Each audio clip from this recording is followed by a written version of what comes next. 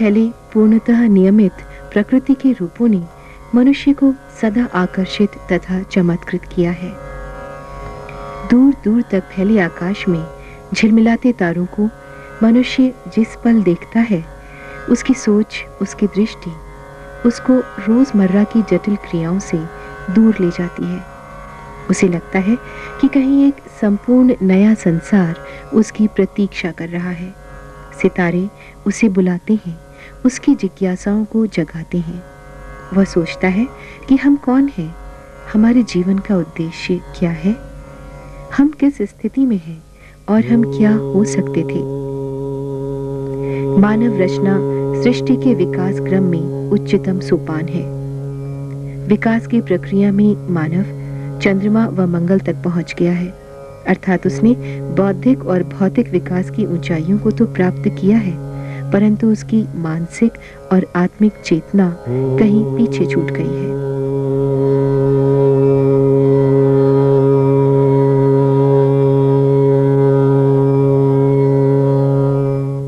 नई सहस्त्राब्दी के इस मोड़ पर एक ऐसे विश्व की परिकल्पना है जहां युद्ध न हो, रंग भेद न हो वर्ग भेद के अस्वाभाविक बंटवारे, बल्कि एक ऐसा संपूर्ण नया संसार हो जो हमारी सनातन आत्मिक और आध्यात्मिक अवधारणाओं के अनुरूप सामूहिक चेतना और प्रेम की ओर बढ़े। इसी दृष्टि, इसी विजन को साकार करने के उद्देश्य से परम पूज्य श्री माता जी निर्मला देवी ने ईश्वरीय शक्ति प्राइमोर्डियल एनर्जी कुंडलिनी को जागृत करके सामूहिक रूप से हजारों की संख्या में मानव को आत्म साक्षात्कार देकर ब्रह्मांडीय ऊर्जा से सीधे संपर्क की अनुभूति दी। यह एक अभूतपूर्व ऐतिहासिक घटना है, सहज योग है, महायोग है, जो श्री माता जी की अपनी संकल्प शक्ति के कारण ही संभव हो सका। श्री माता जी की मानवीय पुनरुत्थान की इस निस्वार्थ सेवा के लिए विश्व के अनेक देशों ने उन्हें उपाधियां दी और सम्मानित किया।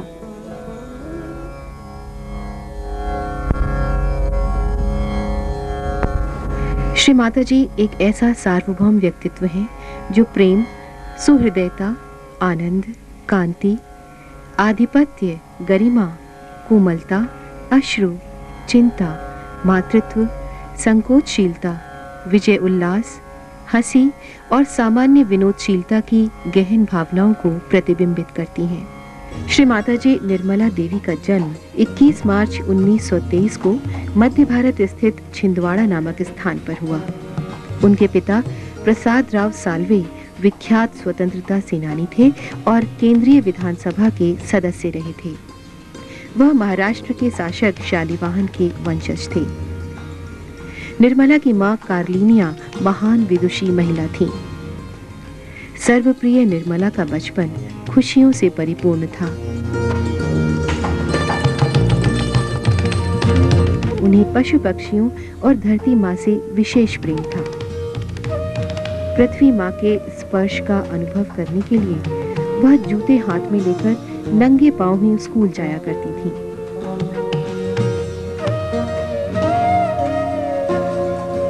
छुट्टियों में नन्ही निर्मला गांधी जी के आश्रम जाती और वहां की सारी गतिविधियों में भाग लेती। उनके आधे भारतीय और आधे मंगोलियन नए लक्ष्यों के कारण महात्मा उन्हें नेपाली कहकर पुकारते थे। स्वतंत्रता संग्राम में निर्मला ने विद्यार्थियों का नेतृत्व किया। वह स्वयं प्रायः जेल भी जाती रहीं। एक बार तो अंग्रेज शासकों ने कष्ट देने के लिए उन्हें बर्फ पर लिटा दिया था।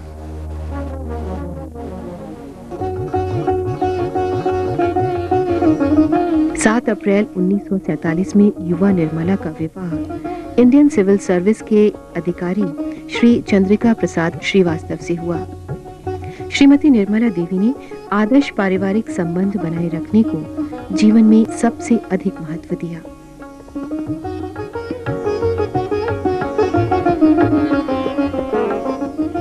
Shrimati Nirmala Devi film sensor board की सदस्य भी रहीं। उन्होंने सुरुचिपूर्ण और कलात्मक फिल्मों को प्रोत्साहित किया।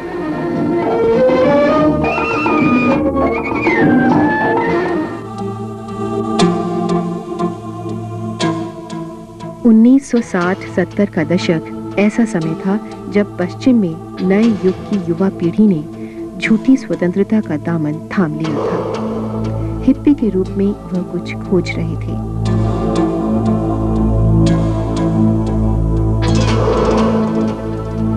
इसके विपरीत भारत में पुजारी और सन्यासियों ने परमात्मा को हथिया लिया था।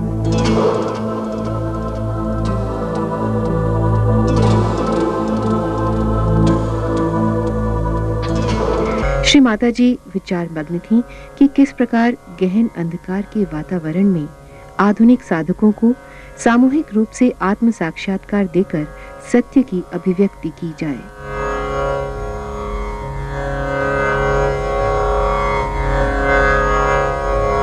तब 4 मई 1970 को श्री माता जी ने अपने मानव रूप में पहली बार सहस्रार में कुंडलिनी को देखा और उसका वर्णन किया। हमारे अंदर स्थित आदिशक्ति परम चैतन्य रूपी कुंडलिनी की किरणों की एक मूसलाधार वर्षा मेरे सिर से निकलकर चारों ओर फैलने लगी।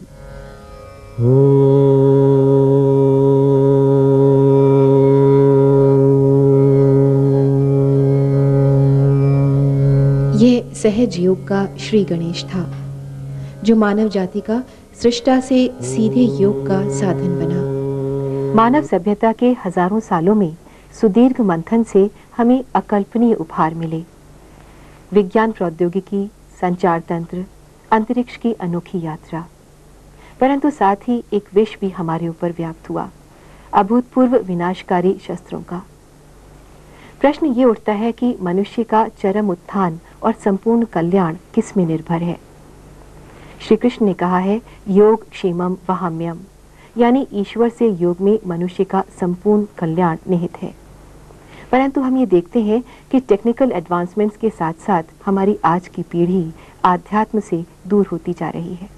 हाँ, ये बात तो सही है कि आध्यात्म के प्रति रुचि कम हो सकती है जब आप टेक्नोलॉजी में पहुंच जाते हैं। और जिस देश में टेक्नोलॉजी बहुत ज़्यादा बढ़ गई है, मैं देखती हूँ वहीं बहुत ज़्यादा लोग आध्यात्म की ओर दौड़ रहे हैं, क्योंकि उससे आनंद नहीं आता, उससे शांति नहीं आती, उससे समाधान नहीं आता। और हमारे सहयोग में जो लोग आए हुए हैं वो ज़्यादातर उन देशों के हैं, अपने देश के तो हैं ही, पर उन देशों के हैं, बड़े गहरे हैं कि जिन्होंने टेक्नोलॉजी की चरम सीमा लांघ ली। और वो कहते इसमें रखा क्या है, कोई चीज़ नहीं खास। और उनकी जो रुझान है, उनकी जो खोज है, वो बड़ी गहन और बहुत ही सरल है। हमारे यहाँ सब गुरुओं ने बताया है कि अंदर की चीज़ खोजो, अंदर को पाए वगैरह होता नहीं। पर जो लोग ये कहते भी हैं, गाते भी हैं, कुछ करते नहीं। पर ये लोग जिनको कुछ मालूम ही नहीं इस मामले में, आध्यात्म बारे में मालूम ही नहीं, वो सोचते हैं कि ट्रुथ कहाँ है, उसको खोजना चाहिए। और उनकी बड़ी ज़बरदस्त खोज है, और वो खोज इतनी गहरी है। रशिया जैसा देश, आप सोचिए कि जहाँ मुझे बिल्कुल उम्मीद नहीं थी कि आध्यात्म चलेगा, इतने आध्यात्मिक लोग हैं, बढ़िया। क्योंकि उनके ऊपर बड़े जुल्म हुए, उस जुल्म में वो अंदर ही अंदर बढ़ते रहे। उनको भगवान कुछ मालूम नहीं, उनको आध्यात्म शब्द मालूम नहीं, कुछ नहीं, पर अंदर ही अंदर बड़े गहरे हुए और आध्यात्म पाकर कहाँ से कहाँ पहुँच गए। तो वो ज़्यादा अधिकारी हो गए। तो अब ये नहीं मैं कह सकती कि वहाँ की औरतों को बहुत ज़्यादा फ्रीडम थी या किस वजह से, पर सर्व संघर्ष से यही एक उत्पन्न हुआ है कि उनके अंदर खोज, बहुत आंतरिक खोज है, और उसको प्राप्त करने के लिए वो कुछ भी कर सकते हैं। और जब वो मिल जाता तो ऐसे गहरे उतरते हैं, क्योंकि अंदर गहराई है। अपने देश में तो आध्यात्म पे ही बात की जाती कि इसके सिवा और कुछ नहीं है। सब कहते हैं इसको खोजो, कोई मतलब सब गुरुओं ने यही बात करी। हम लोग गुरुओं को जब वो रहे तो सताया होगा, पर जब अब वो चले गए हैं तब उनको मानते हैं, उनकी बातें पढ़ते हैं, सब कुछ जानते हैं, पर हम करने को तैयार नहीं। आज अगुरु और कुगुरुओं के बढ़ते प्रभाव में लोग अपनी धन दौलत के साथ साथ अपनी नैतिकता भी विसर्जित करते जा रहे हैं। साथ ही आध्यात्म ज्ञान को आज एक बहुत ही अट्रैक्टिव पैटर्न पर एक वस्तु के रूप में विश्व में बेचने का प्रयास काफी विस्तृत रूप से किया जा रहा है। जिसके कारण जनसाधारण भ्रमित और पथभ्रष्ट हो जाते हैं।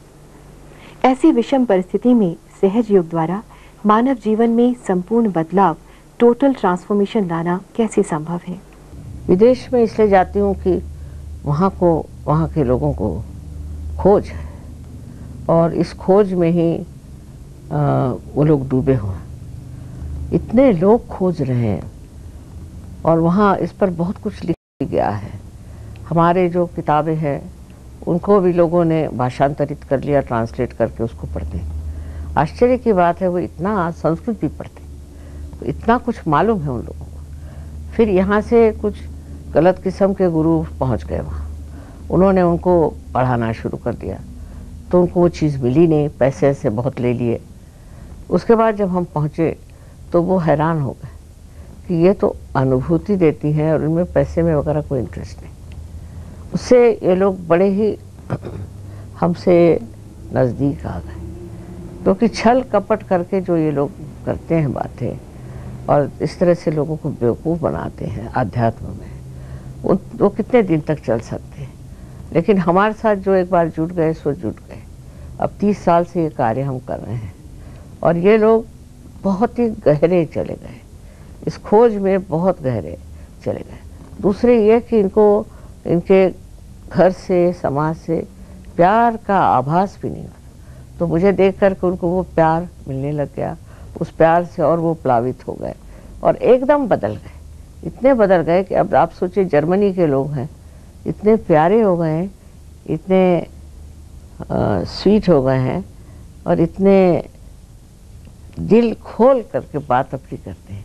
उनको बड़ी लज्जा आती है कि हमारे देश में ये सब ऐसी गलत चीज़ है। न जाने कितने देशों में हम कार्य कर रहे हैं, पर ये सहयोगी बताते हैं कि 86 नेशंस में हो रहा है ये कार्य। तो अब हम तो इतने देशों में गए नहीं।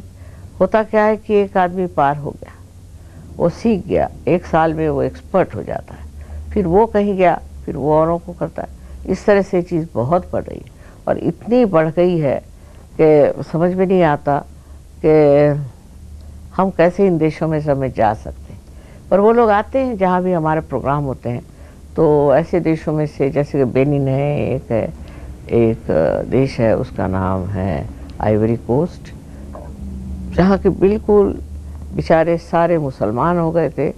और उनको इसलिए मैंने पूछा तुम लोग मुसलमान क्यों गए, क्योंकि कहे हमने फ्रेंच लोगों के देखा कि इनमें बिल्कुल नैतिकता नहीं, इसलिए मुसलमान हो गए। अब वो सब सहयोगी हो गए। इस तरह से हर जगह सहयोगी बहुत ज़्यादा बढ़ रहे हैं और जो लोग फंडामेंटलिस्ट लोगों से तंग हैं वो भी आना चाहते हैं सहज में। इस तरह से जैसे कि सब चीज़ों से त्रस्त जो लोग हैं, दूसरे जो खोज रहे हैं, ऐसे एक बड़े बड़े समूह में ये लोग आ गए। और इन्होंने पहले ही ऐसे कुछ ग्रुप्स बना लिए थे कि वो ग्रुप्स के ग्रुप्स आ रहे, तो उसमें मुझे कोई दिक्कत हुई नहीं, क्योंकि सब चीज़ पहले ही इन लोगों के मन में थी और उनकी जो आदर्श था वो उन्होंने शायद मुझ में पाया, तो वो सब मेरे और आ गए और इसको प्राप्त किया। विशेषता सहयोग की ये है कि हम धर्म को बंधन नहीं मानते, किसी देश को बंधन नहीं मानते, किसी क्रीड को, किसी रेस को हम बंधन नहीं मानते, किसी भी चीज़ का बंधन नहीं। मनुष्य को मनुष्य मानते हैं और सारे धर्मों का हम आदर करते हैं, पर धर्मों का और धर्म तत्वों का, न कि उसके जो भी प्रयास कर दिए धर्मों में। और इस तरह से जिस भी धर्म में लोग होंगे वो सब इसमें कूदते हैं और वो सोचते हैं कि हमें अब एक असली धर्म मिल गया। सहज योग में कुंडलिनी जागरण से मनुष्य का ईश्वर से योग हो जाता है। ईश्वर की प्रेम और करुणा की शक्ति हमारी आत्मा के द्वारा संपूर्ण मानवता में फैलने लगती है और संपूर्ण सृष्टि, धरती, आकाश आनंद, प्रेम और शांति से प्लावित हो जाते हैं। तब हमें लगता है कि प्रेम तारों की गति को भी प्रभावित कर सकता है।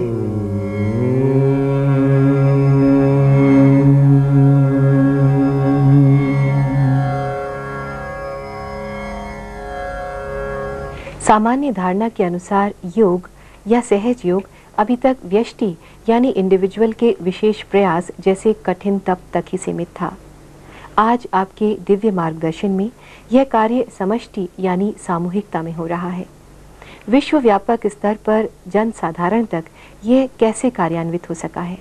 आज तक सब बड़े बड़े अवतरण हो गए, साधु संत हो गए, सब हो गए, उन्होंने अध्यात्म की बात की, पर वो अनुभूति नहीं दे पाए थे। बगैर अनुभूति के जब मनुष्य किसी चीज़ को प्राप्त करता है तो उसमें उसको विश्वास नहीं होता।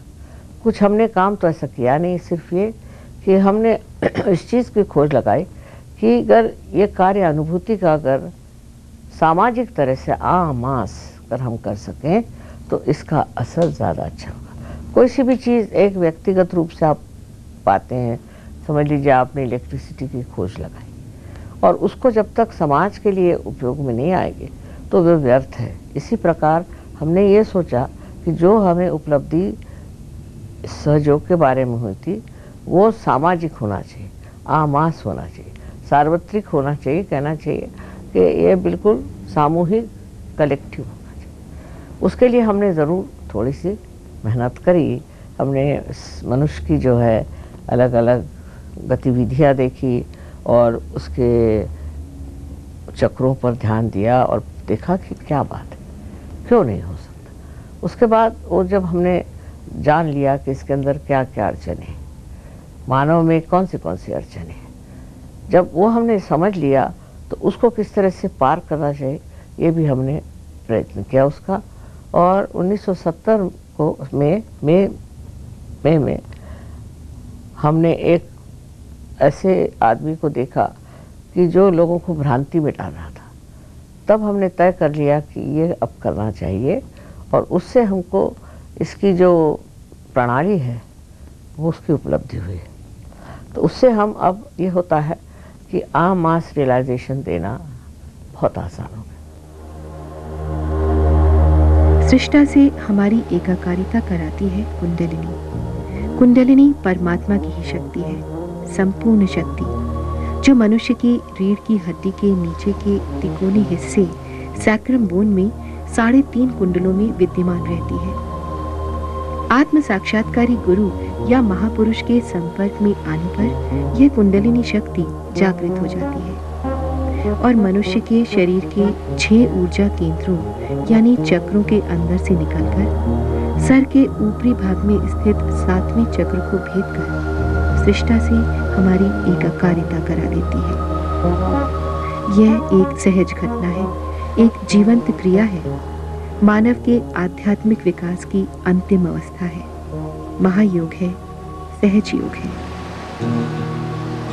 कबीर ने भी कुंडलिनी जागृत करके ईश्वर से योग का मार्ग बताया था, परंतु ये मार्ग अत्यंत लंबा और कठिन था। सहज योग में ईश्वर से योग तत्क्षण होता है बिना किसी प्रयास के, जबकि ये समय कलयुग का समय है। ये विधि लिखित है कि इस कलयुग में यह कार्य होने वाला है और इसकी संपन्नता भी होने वाली है। ये हमारे यहाँ पहले ही से सब विदित है और वो जो है लिखा हुआ वही हो रहा है, क्योंकि पहले तो समाज की ये तैयारी होनी चाहिए थी कि वो खोजे। आपको नाड़ी ग्रंथ नाम का एक ग्रंथ है भृगु मुनि का, जिसमें उन्होंने साफ साफ लिखा है कि कलियुग में इस साल आपके यहाँ सहयोग शुरू हो जाएगा और उस सहयोग के शुरू होने से लोगों के जो भ्रमिष्ट बातें हैं या जो गलत रास्ते पे चले गए हैं, जो कलयुग के चक्कर में आ गए, वो सब बच जाएंगे और उनकी कुंडलिनी जागृत हो जाएगी। यहाँ तक उसमें लिखा है कि अस्पतालों की कोई ज़रूरत नहीं रह जाए। बहुत कुछ बातें उसमें लिखी हुई। तो ये तो विधि है, ये समय आना पड़ता है और ये समय आया है। कलियुग में यही खास बात है कि भ्रांति इसमें मनुष्य में आती है और उस भ्रांति के ही वजह से वो खोजता है। जब अंधेरे में पूरी तरह से भ्रांत हो जाता है तो वो खोजता है और ये समय है, इस समय में ही ये होने वाला है। स्पाइनल कॉर्ड में स्थित ईश्वरीय शक्ति के 6 ऊर्जा केंद्र या चक्र मनुष्य के संपूर्ण स्नायु मंडल से संबंधित है। इन 6 ऊर्जा केंद्रों का नियंत्रण हमारे मस्तिष्क में स्थित 6 ऊर्जा केंद्र या चक्रों द्वारा होता है। इसलिए ध्यान की प्रक्रिया द्वारा जब कुंडलिनी ऊपर उठती है तो मस्तिष्क के शीर्ष भाग जिसको मेडिकल साइंस में लिम्बिक एरिया कहते हैं, और योग में ब्रह्मरंध्र को भेदती है और उसके परे स्थित सर्वव्याप्त शक्ति के संपर्क में आती है। जब योगी गहरे ध्यान में होते हैं तो मस्तिष्क में स्थित थीटा 2 वेव्स में वृद्धि हो जाती है। ये वृद्धि लिम्बिक एरिया की सक्रियता के कारण होती है। इसके अलावा मस्तिष्क के अलग अलग केंद्रों में स्थित विभिन्न मस्तिष्क तरंगों की क्रिया में भी वृद्धि और परिवर्तन देखा गया है। कुंडलिनी की जागृति का असर मनुष्य के स्वास्थ्य पर पड़ता है। इसका वैज्ञानिक महत्व क्या है? क्या कुंडलिनी की जागृति से साइकोसोमैटिक और कैंसर जैसे विषम और असाध्य रोगों से मुक्ति पाना संभव है?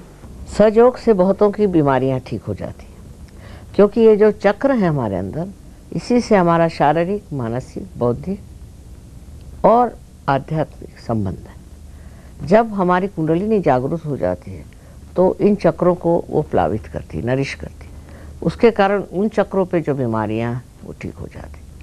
और उसके अलावा ऐसी बीमारियां कि जिनको हम सोचते हैं ठीक नहीं हो सकती, जैसे कैंसर है, सहयोग में लोगों का कैंसर ठीक हो गया, ब्लड कैंसर ठीक हो गया, बहुत कुछ हो गया, यहाँ तक कि एड्स भी ठीक हो गया। पर एड्स के जो मरीज़ हैं वो अपने को बड़े अहंकारी हैं। वो सोचते हैं कि हमने बड़ा भारी पराक्रम किया हुआ है, हम मार्टियर हैं, और उनको तो समझाना मुश्किल है। हमने 5 आदमी ठीक किए फिर छोड़ दिए। और एक है अल्जाइमर के लोग। ये लोग जो बहुत ज़्यादा जीवन में बहुत दूसरों पे हावी रहते हैं, कंट्रोल करते रहते हैं, उनको कभी कभी हो जाता है। और वो मरने के से पहले ही उनके एक साइड ब्रेन की मर जाती शायद, और दूसरी जो साइड है वो चलती है, जो बड़ी एग्रेसिव, बहुत ज़्यादा आतताई और बहुत ज़्यादा कहना चाहिए वायलेंट है। इसलिए कभी कभी वो एकदम हो जाते हैं लेफ्ट साइडेड, हम उनको कहते हैं, जिनमें कि बिल्कुल कैबेज की जैसे। और फिर जब वो जागरूक होते हैं तो उनकी राइट साइड चल पड़ती, तो वो गालियाँ बकते हैं, ऐसा करते हैं। एक ये बीमारी ऐसी कि जिसको हमने हाथ नहीं लगाया, पर जैसे ड्रग्स आपके ठीक हो जाते हैं। हम तो किसी से कुछ कहते नहीं क्या करना है क्या नहीं करना, अपने आप ही हो जाता है। कुंडलिनी खुद ही जागरूक होकर के ठीक कर देती है। और इस प्रकार आत्मशक्ति हमारे मस्तिष्क और नर्वस सिस्टम के माध्यम से स्वतः कार्यान्वित होने लगती है और संपूर्ण शरीर और मन दोनों ही रोग मुक्त हो जाते हैं। भ्रांति और अंधेरे से घिरे हुए इस युग में सहज योग किस प्रकार सामाजिक बुराइयों को दूर कर सकता है? वो मनुष्य की कमजोरियों को दूर करके उन्हें भावनात्मक, बौद्धिक और आध्यात्मिक ऊंचाइयों तक पहुंचाने में किस प्रकार योगदान देता है? अनुभूति होते ही मनुष्य समझने लग जाता है। अनुभूति किस चीज़ से होती है? कि आपके आत्मा का प्रकाश आपके हृदय में आ गया। आपके हृदय में आत्मा का प्रकाश आने से उस प्रकाश में आप देखते हैं कि कौन सी चीज़ हमारे लिए दुर्गति लाएगी और कौन सी चीज़ हमारे लिए सदगति लाएगी। जैसे कि आप यहाँ भी प्रकाश है, आप सब देख सकते हैं। अंधेरा होगा तो समझ नहीं पाते, तो उस प्रकाश में मनुष्य स्वयं ही बदलता है। मैं किसी से कुछ कहती नहीं, ऐसा मैं कहती ही नहीं कि तुम ये छोड़ो करो। आपको आश्चर्य होगा कि हमारे सहयोग में कोई ड्रग नहीं लेता, कोई शराब नहीं पीता, कोई गलत काम नहीं करता। 99% कहना चाहिए कोई गलत काम नहीं। इतनी शादियां होती हैं, सब बहुत सुंदर सुचारू रूप से चलती हैं, प्यारे प्यारे बच्चे होते हैं, सब एकदम से। जो एक वर्णन है कि ऐसा साम्राज्य आने वाला है, वो वाकई में परमात्मा का साम्राज्य है, और उसमें कोई भी तरह की कड़वाहट या तकलीफ नहीं होती। एक तरह मनुष्य बड़ा ही सामूहिक हो जाता है, जैसे कि एक बूंद सागर में गिर जाए, जो कबीर ने कहा हुआ, सागर में गिर जाए, वही एकाकारिता आ जाती है। ये तो होने का ही है, हमारा उत्क्रांति का, इवोल्यूशन का चरम स्थान है, ये हमें प्राप्त होना। इसीलिए हमारे आज तक जो कुछ भी हमारी प्रगति हुई है, जो गुरु लोगों ने, जो हमारे अवतरणों ने, जो हमारे प्रेषितों ने और इन लोगों ने जो काम किया है, उसको फलद्रूप होना है। तो ये समय आ गया। जैसे बीज है, पहले लगाइए तो उसमें मूली आएगी, फिर पेड़ आएगा, उसमें फल आएंगे, फिर फूल आते हैं। इसी तरह से मैं इसको ब्लॉसम टाइम कहती हूँ। इस वक्त इतने फूल खिले हुए हैं, बस उनको फल बनाना कोई मुश्किल काम नहीं। इस ब्लॉसम टाइम में खिले फूलों को फल बनाने के लिए ईश्वर ने अपने प्रेम की शीतल हवा प्रवाहित की।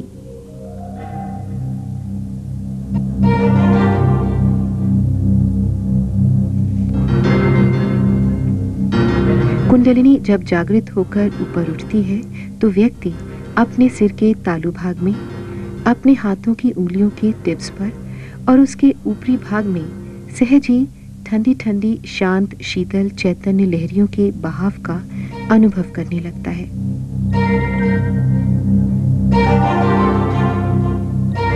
इन्हीं शीतल हवा की लहरियों को श्री जीसस क्राइस्ट ने कूल ब्रीज कहा, इस्लाम में रूह कहा और आदि शंकराचार्य ने सौंदर्य लहरी या चैतन्य लहरी कहा। परमात्मा के प्रेम की सर्वव्याप्त शक्ति द्वारा ही यह शीतल हवा प्रकट की गई है, जिसे हम ग्रॉस सेंसेस पर अनुभव करने लगते हैं। इसी स्थिति में हमारी मानवीय चेतना ह्यूमन कॉन्शियसनेस ईश्वरीय चेतना डिवाइन कॉन्शियसनेस में परिणित हो जाती है और हम मनोदैहिक शरीर के 3 आयामों की सीमाओं से परे चौथे आयाम की स्थिति में आ जाते हैं। मानव जाति के चरम विकास के लिए क्या आवश्यक है? मैं तो यही कहूंगी कि सबको अपने अंदर सत्य को खोजना चाहिए, उसके बगैर कोई मार्ग नहीं है। जब तक आप अपने अंदर बसे हुए सत्य को नहीं खोजते तब आप असत्य के रास्ते पर चलते हैं और उसी से ये सब चीज़ें हो रही हैं। जब आप सत्य में आ जाते हैं तो आपको कोई विधि विधान नहीं चाहिए, आप अच्छा ही कार्य करते हैं। इसलिए सत्य की खोज सबको करनी चाहिए और आप प्राप्त भी कर सकते हैं। यही मैं चाहती हूँ कि सब लोग, विशेषकर आदमी लोग, सत्य को खोजें। समस्त मानव जाति एक ही विराट परिवार की प्रतिनिधि है। यही आंतरिक कड़ी सभी मनुष्यों को एक दूसरे से जोड़ती है। बाहरी दूरियों से अधिक यह आंतरिक बंधन सुदृढ़ है और ऐसी स्थिति में परमात्मा भिन्न भिन्न नहीं हो सकता। सत्य की इसी खोज से हम अलगाव के असत्य से दूर होंगे। इसे ही उपनिषद के रचयिता ने कहा है, अंधेरे के उस पार मैंने सूर्य की तरह जगमगाते उस परम तत्व को देख लिया है। इसे जानने पर ही हम मृत्यु से विजय पा सकते हैं। अमरता से हमारा सेतु यही है।